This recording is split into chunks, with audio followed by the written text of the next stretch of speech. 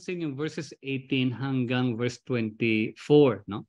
Yung verses 18 hanggang verses 24, kung titignan natin, let me just go back, no? Sabi ng verses 18, "For you have not come to what may be touched, a blazing fire and darkness and gloom and a tempest, and the sound of a trumpet and a voice whose words made the hearers beg that no further messages be spoken to them. For they could not endure the order that was given. If a beast touches the mountain, it shall be stoned. Indeed, so terrifying was the sight that Moses said, I tremble with fear." Na bakit sinabi ng Hebrews, bakit pinasok ng Hebrews itong paragraph na ito? Remember, kasasabi lang niya, na tiyakin ninyo maging mapayapa sa isa't isa at yun nga, maging banal at magpakatatag kayo dahil hindi na kayo nasa ilalim ng lumang kasunduan. You are no longer under the old covenant. Kadikit nito yung chapter 8 nang binanggit niya na we have a better covenant in Christ Jesus. In verses 18 to 21, tinutukoy nito yung nangyari sa mga Israelita nung nasa Mount Sinai sila, no? So in verses 18 to 21 ng chapter 12, tinutukoy nito yung karanasan ng mga Israelita nung kanilang makaharap ang Diyos doon sa Mount Sinai, no? At bagamat hindi binanggit ng verses 18 to 21 yung Mount Sinai, it is very obvious na it is referring to Mount Sinai. Bakit? Bakit natin nasabing it is obviously referring to Mount Sinai, no? Dahil ito yung encounter sa Mount Sinai, no? Sabi ng verse 18, "You have not come to a mountain that cannot be touched." Ang konteksto nito, Exodus chapter 19 verse 12. Nung kinausap ng Diyos ang mga Israelita through Moses, no? Nung sinabihan niya ang mga Israelita sa Mount Sinai na maglagay kayo ng limitasyon, no? Put limits for the people around the mountain and tell them, "Be careful that you do not go up the mountain or touch the foot of it. Whoever touches the mountain shall surely be put to death." Bakit? Because God is holy. Ayaw niyang may undefiled na lalapit doon sa bundok, kaya naglagay ng limitasyon. So mountain that cannot be touched refers obviously to Mount Sinai under Exodus chapter 19. Yung sinabi pa ng passage, "burning with fire," again, ang reference niyan sa Mount Sinai pa rin. Deuteronomy chapter 4 verses 11 to 12. "And you came near and stood at the foot of the mountain," referring to Mount Sinai, "while the mountain burned with fire to the heart of heaven, wrapped in darkness, cloud and gloom. Then the Lord spoke to you out of the midst of the fire. You heard the sound of words, but no form. There was only a voice." Referring, of course, to the encounter by Moses nung kanya ma-encounter ang Panginoon Diyos. Ganon din yung word na darkness and gloom. Makikita mo yan sa encounter ni Moses with God. Yung binabanggit sa verse 18 din, no, na merong storm. Kung titignan natin yung sinasabi doon sa Hebrews 18, let me just read to you again yung text, no? Sabi doon, "For you have not come to what may be touched, a blazing fire and darkness and gloom and a tempest." Nakita natin yung basis niyan sa Old Testament. "And the sound of a trumpet and the voice whose words made the hearers beg that no further messages be spoken of them." Again, that refers to the encounter nga nung sinabi ng mga Israelita kay Moses, "Pwede ba ikaw na lang kumausap sa Diyos? Wag na sa amin kasi natatakot kami, baka mamatay kami pag narinig namin ang boses niya," no? So this refers to the encounter nga by the Israelites with God sa Mount Sinai. So in short, ang sinasabi ng Hebrews doon sa passage, no, doon sa verses 18 down to 21, sabi niya, kayo, wag natin gayahin si Iso. Maging banal kayo. Tiyakin niyo na walang lason na makalat sa inyo, na makahawa sa iba, na may maling doktrina patungkol sa pagtalikod sa Diyos, at hindi niyo makaligtaan ng grasya ng Diyos dahil hindi kayo nakaranas ng inyong experience noong panahon ng mga Israelita na sa Mount Sinai talagang very terrifying yung experience. Sabi niya, very terrifying yung experience. Sabi na verse 21, kung tutuusin, sabi, "Indeed, so terrifying was the sight that Moses said, I tremble with fear." So yung point ng Hebrews, magpakatatag kayo, magpakalakas kayo, maging banal kayo, kasi hindi na kayo lumalapit sa Mount Sinai tulad ng unang panahon dahil nasa bagong covenant na kayo, nasa bagong kasunduan na kayo. Ano yon? Ito yung verse 22. Sabi doon, but you have come to Mount Zion and to the city of the living God. No?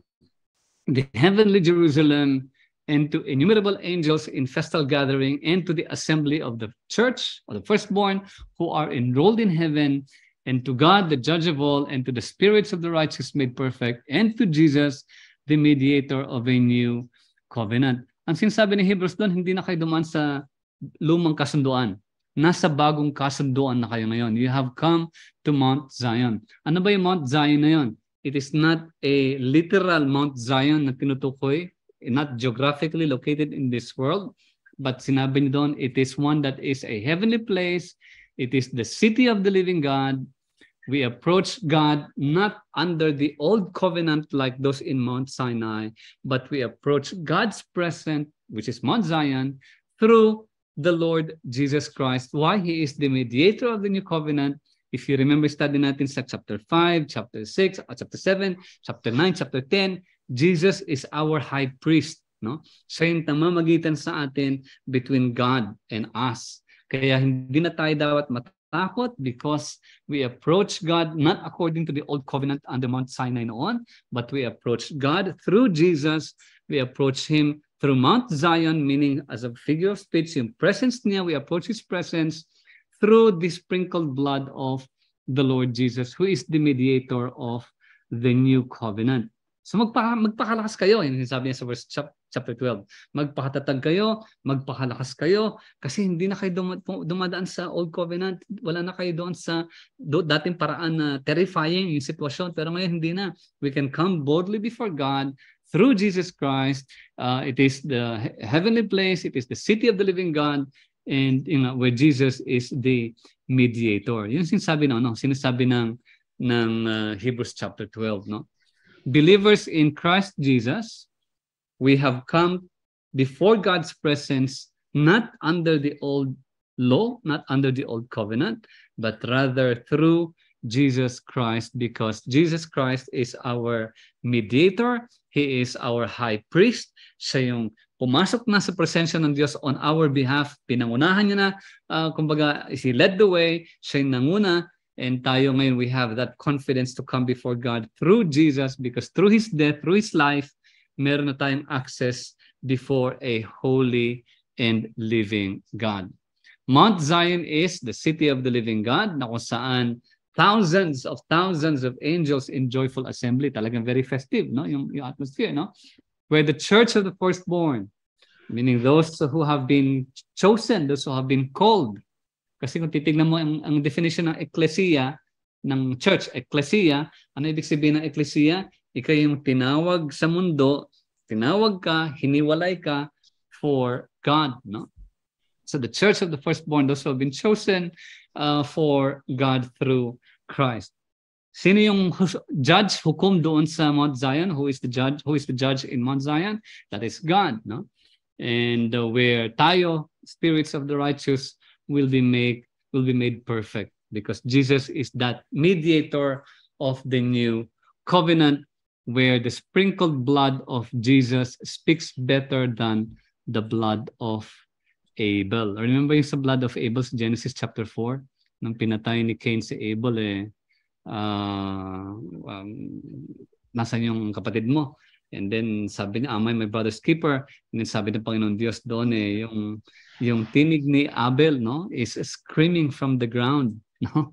And then sabi ng Hebrews, the sprinkled blood of Jesus speaks better than the blood of Abel. Why? Because the blood of Jesus has spoken forgiveness. The blood of Jesus has spoken redemption. The life of Jesus, the blood of Jesus, referring to the life of Jesus, has spoken for forgiveness, remission of sins, redemption, and peace with God, no? Reconciliation with God. Yun ang point ng Hebrews chapter 13 verses chapter 12, no? Chapter 12 verses 14 down to 24. Kaya ang point doon, magpakatatag tayo, magtiyaga tayo, magtiis tayo habang nasa mundong ito. Tanggalin natin yung mga pabigat, yung mga nakakasagabal sa ating pagtakbo, magtiis tayo.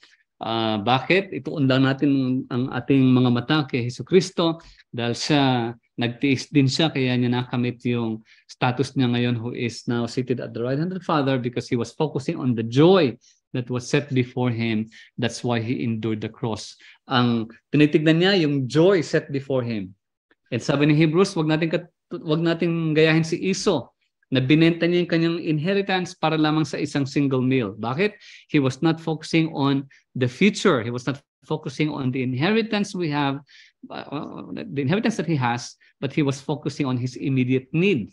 Yung immediate need niya, gutom. No?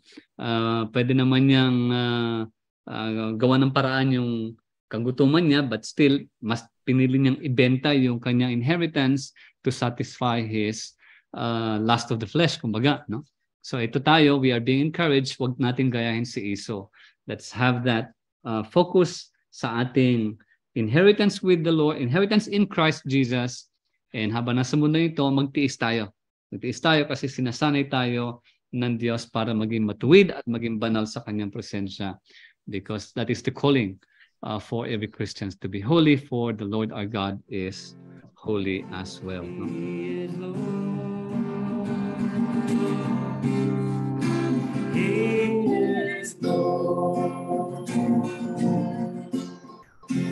He has risen from the dead, and he is Lord. Every knee shall bow, every tongue confess that Jesus